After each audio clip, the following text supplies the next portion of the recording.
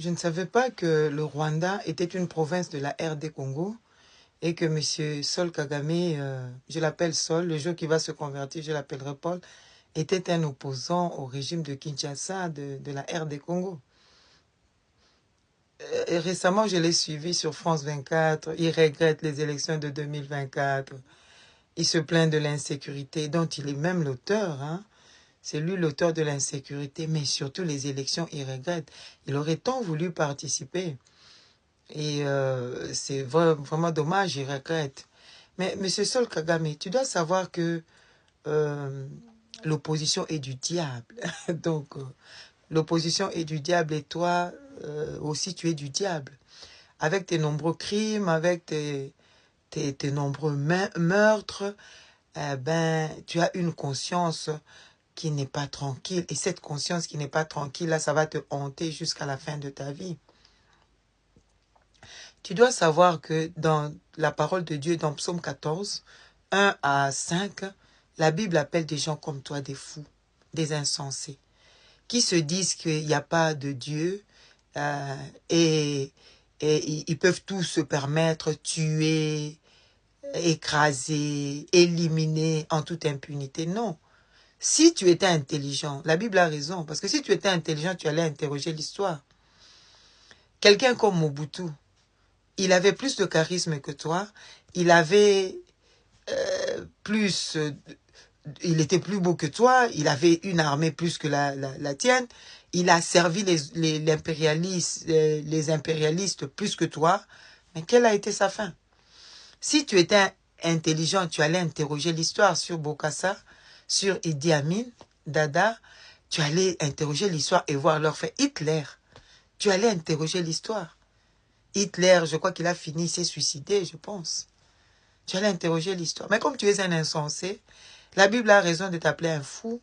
Tu n'interroges pas l'histoire. Tu crois que toi, tu vas t'en sortir, mais les mêmes causes produisent les mêmes effets.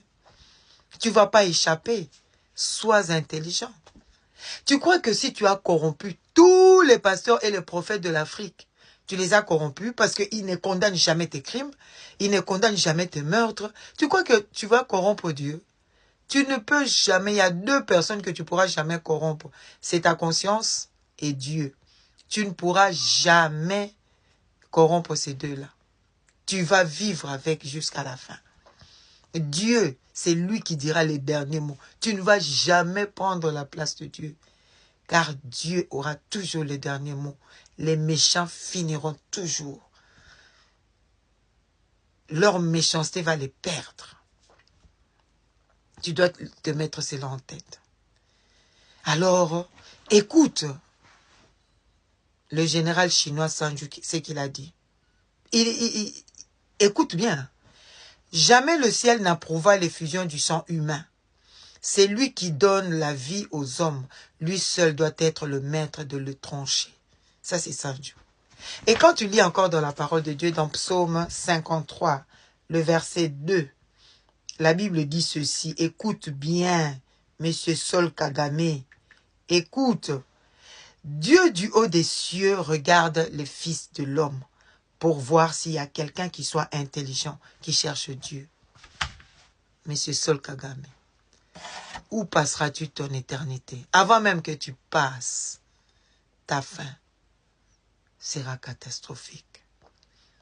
Même si aucun pasteur ne te dit, même si aucun prophète ne te dit, mais tes crimes, le sang innocent, eh bien, le cri du sang innocent est monté jusqu'à Dieu. Et Dieu sera impitoyable. Récemment, sur la chaîne de télé congolaise, il y a encore un militaire, un de tes militaires qui s'est suicidé. Laissant famille, femme, enfant, il a laissé un testament. Disant que c'est mieux qu'il se suicide parce que s'il rentrait là-bas, il n'a pas été formé pour mourir en RD Congo. S'il rentrait là-bas, de toute façon, tu vas le tuer. Ah!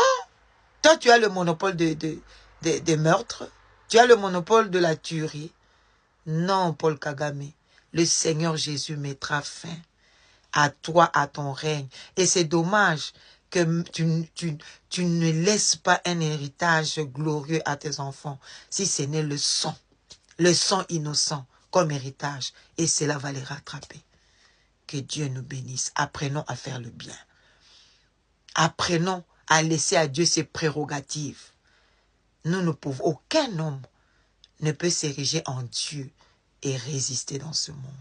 Et encore moins toi, Saul Kagame. La Bible t'appelle un fou, un insensé. Que Dieu nous bénisse.